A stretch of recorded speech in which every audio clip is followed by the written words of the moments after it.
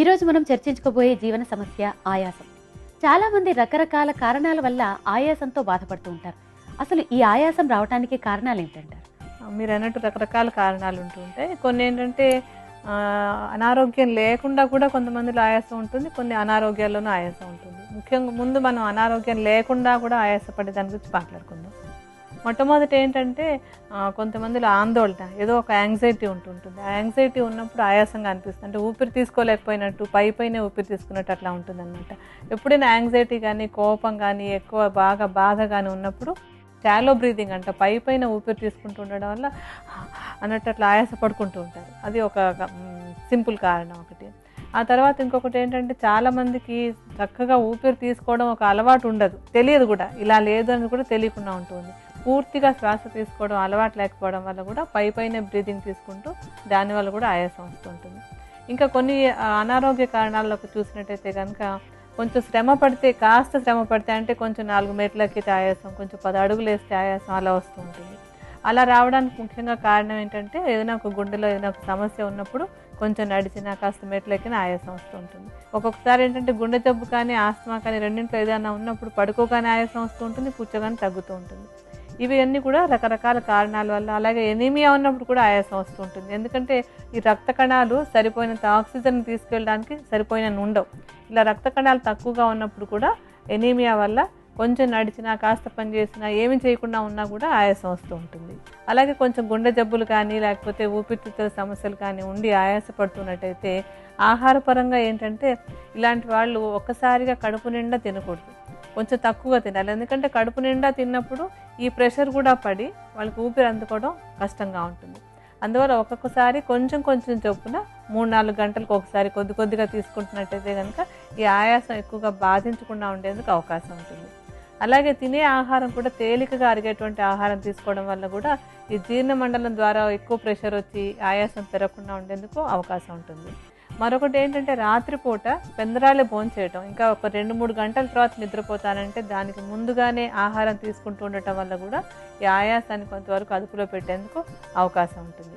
Cool drinks, తర్వాత junk food అలాంటివి కూడా ఆయాసాన్ని పెంచేటువంటి అవకాశం. ఎందుకంటే వాటిలో ఉన్నటువంటి ప్రిజర్వేటివ్స్ ఈ మన బ్రీదింగ్ కెపాసిటీ మీద కొంచెం వాటి ప్రభావం చూపించి ఈ ఆయాసం తెచ్చే అవకాశం ఉంది. కనుక ఈ జంక్ ఫుడ్, ఆ తర్వాత కూల్ డ్రింక్స్ అవి కూడా తగ్గించుకుంటే మంచిది. ఈ ఆరోగ్యపరంగా సమస్యలు ఉన్నవాళ్ళు కానీ, లేని వాళ్ళు కానీ ఇద్దరూ కూడా కొన్ని ప్రాణాయామాలని నేర్చుకున్నట్టయితే కనుక ఈ బ్రీదింగ్ కెపాసిటీ బాగా ఇంప్రూవ్ అవుతుంది. అలాగే కొన్ని ఆసనాలు కూడా చక్కగా ఛాతీని బాగా వెడల్పు చేసేందుకు, చక్కగా లంగ్స్ బాగా పనిచేసేందుకు, గుండె బాగా పనిచేసేందుకు సహకరిస్తాయి. అటువంటి ఆసనాలను కూడా నేర్చుకుని ప్రతిరోజు సాధన చేయడం ద్వారా కూడా ఆయాసాన్ని అదుపులో ఉంచుకోవచ్చు. డాక్టర్ గారు, మరి ఈ ఆయాసం నివారణకు ఆయుర్వేద ఔషధం ఏ విధంగా తయారు చేసుకోవాలో వివరిస్తారండి? ఇప్పుడు ఔషధం తయారు చేసుకోవడానికి మనం తీసుకునేటువంటి మొట్టమొదటి మూలిక వాస.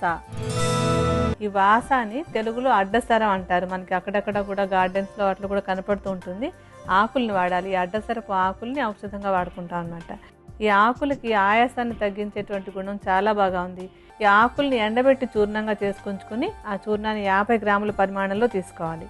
ఇప్పుడు మనం ఒకసారి ఔషధం తయారు చేసుకుందుకు ఎంత చూర్ణం కావాలో అంత చూర్ణాన్ని తీసుకుని పక్కన పెట్టుకుందాం.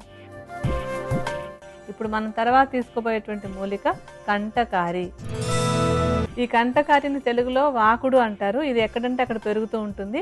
ముళ్ళ ఆకులుగా ఉండి చిన్న వైలెట్ కలర్లో ఉన్నటువంటి పువ్వులు, కాయలు ఉంటుంటాయి దీనికి. ఈ మొక్క మొత్తాన్ని మనం ఔషధంగా వాడుకోవచ్చు అనమాట. అంటే ఆకులు, కాండము, వేర్లు, దానికి ఉన్నటువంటి కాయలు, పువ్వులు అన్నీ కూడా కలిపి వాడుకోవచ్చు. దీన్ని శుభ్రంగా కడిగేసుకుని ఒకసారి ఆరబెట్టి, అంటే మరీ ఎండలో కాకుండా నీడలో ఎండబెట్టుకుని దీన్ని దాన్ని మెత్తటి చూర్ణంలాగా చేసుకుని ఉంచుకోవాలి. ఈ చూర్ణాన్ని కూడా 50 గ్రాముల పరిమాణంలో తీసుకోవాలి. ఈ చూర్ణాన్ని ఇప్పుడు మనం ఒకసారి ఔషధం తయారు చేసుకునేందుకు ఎంత పరిమాణంలో కావాలో అంత పరిమాణంలో తీసుకుందాం. తర్వాత మూలిక సొంఠి. సొంఠిని కొద్దిగా నెయ్యి వేసి మూకుట్లో దాన్ని వేయించి కొంచెం, అంటే పెళ్ళపెళ్ళాడేటట్టు అంటాం కదా, తేలిగ్గా చూర్ణం అవడానికి అనుకూలంగా అవుతుంది. అలా వేయించి దాన్ని మెత్తటి చూర్ణంలాగా చేసుకోవాలి. ఈ చూర్ణాన్ని కూడా మనం 50 గ్రాముల పరిమాణంలో తీసుకోవాలి. ఇప్పుడు సొంఠి చూర్ణాన్ని మనం ఒకసారి ఔషధం తయారు చేసుకునేందుకు ఎంత పరిమాణంలో కావాలో అంత మాత్రం తీసుకుని పక్కన పెట్టుకుందాం. తర్వాత మూలిక మిరియాలు. మిరియాలకు కూడా ఆయాసాన్ని తగ్గించి అంటే చక్కగా ఊపిరితిత్తులు బాగా పనిచేసేటట్టుగా చేసేటువంటి గుణం చాలా ఎక్కువగా ఉంటుంది. ఈ మిరియాలను మనం మెత్తటి చూర్ణలాగా చేసుకుని దాన్ని కూడా 50 గ్రాముల పరిమాణంలో తీసుకోవాలి. ఈ మిరియాలకి ఏంటంటే మనందరికీ తెలిసింది, ఎక్కడైనా కఫం ఉంటే దాన్ని తగ్గించేటువంటి గుణం ఉంది, జీర్ణశక్తిని పెంచేటువంటి గుణం ఉంది.